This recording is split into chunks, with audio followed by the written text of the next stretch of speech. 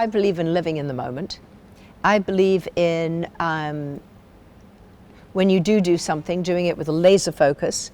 But I do believe in being at the same time the opposite, very open-minded and open-hearted, and just kind of like a sponge, you know. You never know what the next moment's going to bring. You never know what you might go around a corner and see that might stimulate an idea of, oh, I could do that, or wow, that needs to be done. Maybe I could help make that happen. I mean, if you're just so closed off on one thing, and you decide you don't want to care about what other people are doing, or what could be created, or what other people's needs are, if you're just thinking about yourself all the time, it's pretty boring.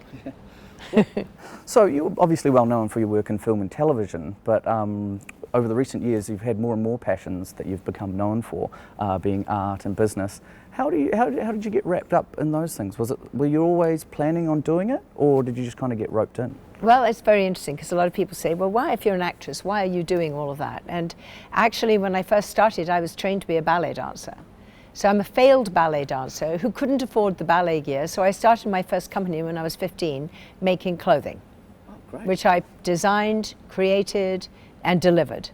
And needless to say, it was not conducive to doing that and A-levels at the same time. So I injured myself as a dancer, ended up being an actress by default, and I've always, either designed or bought and sold houses and done them up.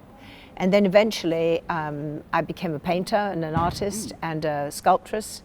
And from that, I then started developing fabrics and doing clothing lines and children's lines, and now lamps and handbags and furniture, and then of course the open heart jewellery, which is the biggest of them all.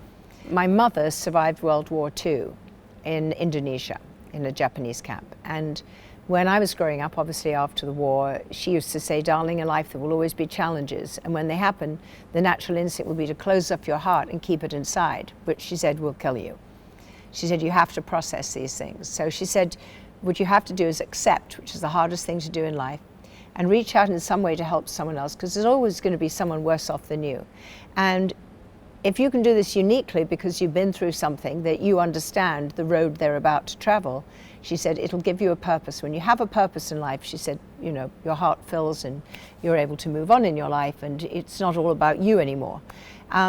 So that's where the idea of Open Hearts came from. And I also felt that we needed some sort of universal symbol of giving and receiving love, something where if your heart and your mind are open, you connect with people who are different. And I just, felt kind of strongly about it. It came out in my painting, and then I made one single necklace when my mom was dying from a stroke.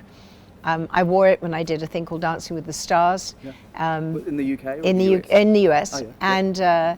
And randomly, I met these major people in the jewellery business who said, what's that? Who makes that? What does it mean?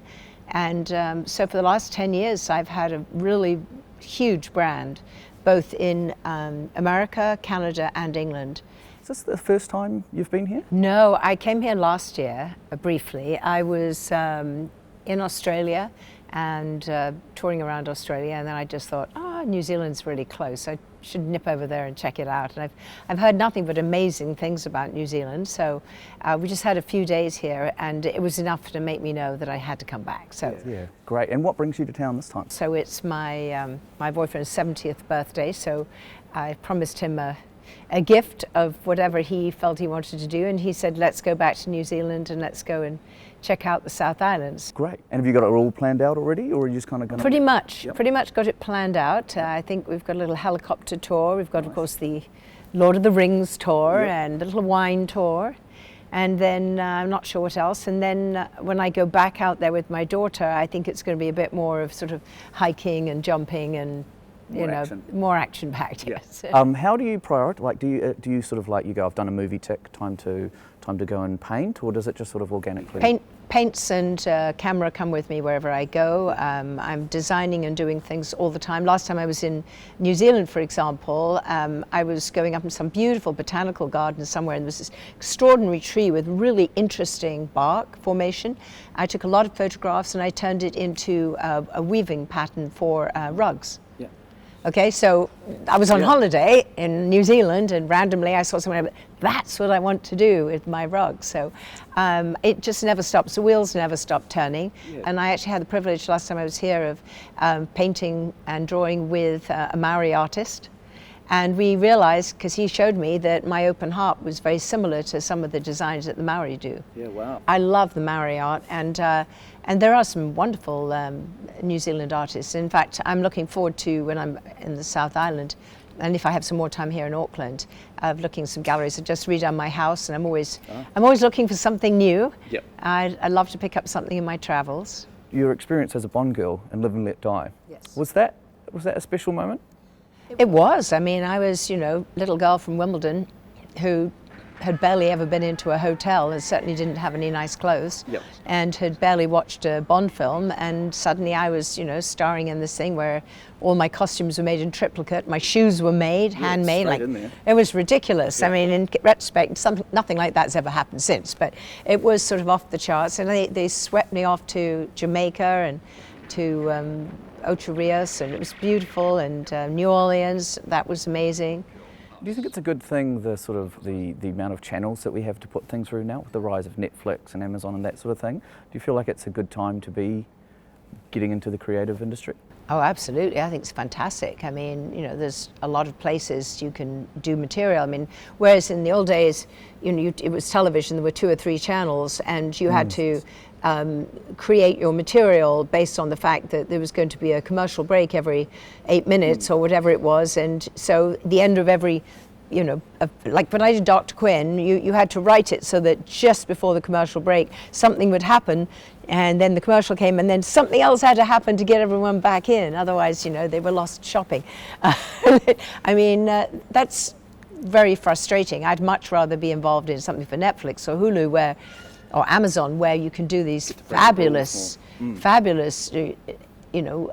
series of movies. I think it's back to long form, but without the commercials, and I think it's wonderful. I'm a great binge watcher, and when I want to watch, you can't stop me. I'll watch 5 hours at a stretch. And what attracted you to be part of the Bold Steps conference? Was there something in particular? I thought it's a brilliant idea. I think if people, men and women, aren't bold, they're not going to be creative and make things happen. I mean, there are people who are followers, and there are people who are doers, and there are people who are bold, who just get up and say, you know what, I know it hasn't been done before. I know I'm probably not supposed to try it, or it might fail, but I'll be bold, I'll give it a try. I never thought about failing.